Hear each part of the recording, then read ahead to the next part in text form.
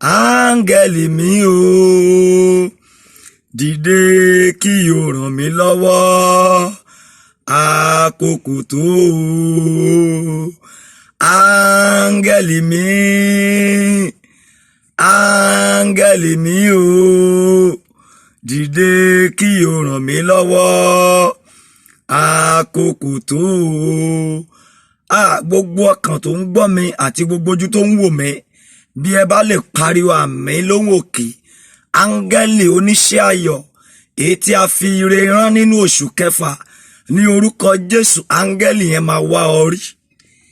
Áńgẹ́lì oníròyìn ayọ̀, áńgẹ́lì tí ń fani gòkè, áńgẹ́lì tí ń gbéni dìde nínú oṣù kẹfà ọdún tá a wà yìí, ní orúkọ Jésù, áńgẹ́lì yẹn ó máa wá ọkàn. O ò ní tàsé áńgẹ́lì ayọ̀ rẹ nínú oṣù kẹfà. Áńgẹ́lì ire ta rán sí ọ lórúkọ Jésù, ò ní mú bí nínú oṣù kẹfà. Áńgẹ́lì rẹ ò ní gbàbọ̀dì tì ọ́. Ẹ ó ra àánú gbà. Ògo ni forúkọ Olúwa. Jésù Olúwa wa. Amen. Ẹ̀yin ará nínú Olúwa, ìrìn àjò ìpàdé àdúrà kan máa bẹ̀rẹ̀ ní ọjọ́ kìíní oṣù kẹfà ọdún yìí. Ìyẹn ìpàdé àdúrà ọjọ́ mẹ́fà nínú oṣù kẹfà ní agogo 6 ìrọ̀lẹ́.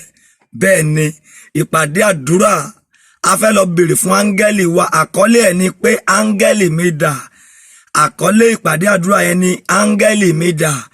Lórúkọ Jésù, áńgẹ́lì rẹ ó máa jíṣẹ́ ayọ̀ fún ọ nínú oṣù kẹfà. Ìpàdé àdúrà ọjọ́ 6 nínú oṣù kẹfà ní wákàtí kẹfà ọjọ́. Ìpàdé yẹn máa wáyé ní dédé aago 6 ìrọ̀lẹ́, bẹ̀rẹ̀ láti on the 1 títí di on the 6 oṣù kẹfà ọdún yìí. Àkọlé ẹ̀mọ́sọ́lẹ̀ kan yẹn, áńgẹ́lì mi dà. Bí Ọlọ́run ti ń bẹ tí ẹ̀mí ẹ̀ ń bẹ láàyè, áńgẹ́lì ayọ̀ rẹ lórúkọ Jésù, bó bá lè rí àmì ṣe, á jíṣẹ́ ayọ̀ fún ọ.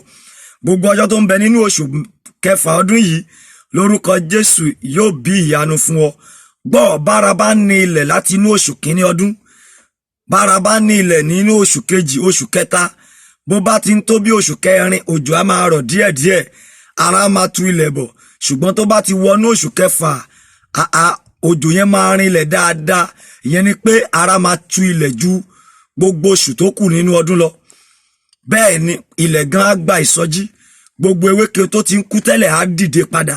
Gbọ́, gbogbo ohun tó ti dòkú nínú ayé rẹ, nínú ìgbéyàwó rẹ, nínú iṣẹ́ rẹ, nínú ìpín àti àyànmọ́, bó bá lè rí àmì ṣe nínú oṣù kẹfà lórúkọ Jésù, gbogbo ẹ̀ yóò jíǹde. Ògo ayé rẹ tó ti dòkú á jí dìde padà. Ògo ayé rẹ máa sọ̀rọ̀. Ògo ni forúkọ Olúwa. Jésù Olúwa wa. Amen. Ẹ já ká lọ sínú ìwé mímọ́. Ẹ já sáré wo ìwé Luke, ìwé ìhìnrere ti Luke, orí kìíní ẹsẹ̀ 26. Luke chapter 1 verse 26. Ó ní nínú oṣù kẹfà, a sì rán áńgẹ́lì Gabriel láti ọ̀dọ̀ Ọlọ́run lọ sí ìlú kan ní Galilee tí a ń pè ní Násárẹ́tì. Kí là ń pè ní Násárẹ́tì gan? Ìlú Násárẹ́tì jẹ́ ìlú tí ìrètí ti pin fún. Bẹ́ẹ̀ ni ìlú tí ìrètí pin fún. Ìdí ni Bíbélì fi fìdí ẹ̀ mú ká ọ̀rọ̀ kan jáde nínú Bíbélì tá pè ní ǹjẹ́ ohun rere kan lè ti Násárẹ́tì jáde bí? Bẹ́ẹ̀ ni ìrètí ti pin fún Násárẹ́tì. Ó jẹ́ ìlú ìgbàgbé, ìlú tí kò sí, tí wọn ò retí ohun rere láti ibẹ̀, nítorí pé ìrètí ti pin fún ọ.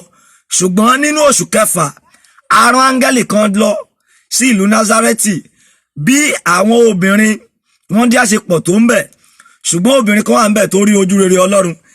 Tabá tẹ̀síwájú nínú ẹsẹ̀ Bíbélì yẹn ní 27, ó ní sí wọ́ndíá kan tí a fẹ́ fún ọkùnrin kan tí a ń pè ní Jósẹ́fù ti ìdílé Dáfídì, orúkọ wọ́ndíá náà sì máa jẹ́ Màríà.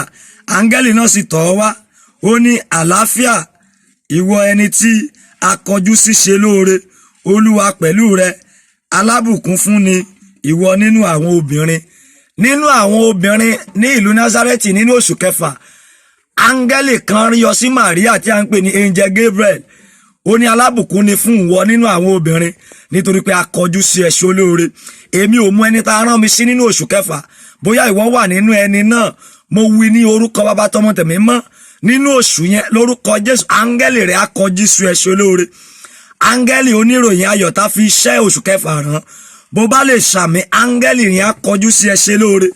Pàdé mi lórí àwọn platform wa ní aago 6 ìrọ̀lẹ́ láti on the 1 títí di on the 6 ní dédé aago 6 ìrọ̀lẹ́.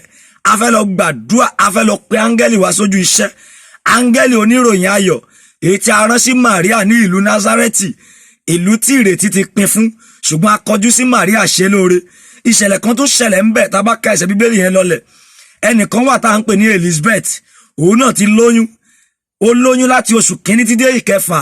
Oyún yẹn ò gbéra, ìyẹn pé oyún yẹn kò fọhùn, ìyẹn oyún yẹn ò gbéra nínú rẹ̀. Ṣùgbọ́n kété tó fojú kan Màríà tí wọ́n jọ kíra wọn, oyún yẹn sọ lára ẹ̀ nínú oṣù kẹfà.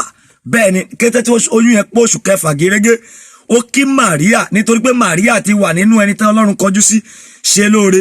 Ó ti jẹ́ ẹni ọ̀tọ̀ nítorí pé ọwọ́ Ọlọ́run ti kan ayé ẹ̀. Kété tí Màríà kí, oyún inú Elizabeth sọ sókè, ìyẹn pé oyún yẹn sọ sókè. Gbọ́ gbogbo ire ayọ̀ rẹ táyé ti pa lórúkọ Jésù, ọ̀run á jí wọn dìde padà.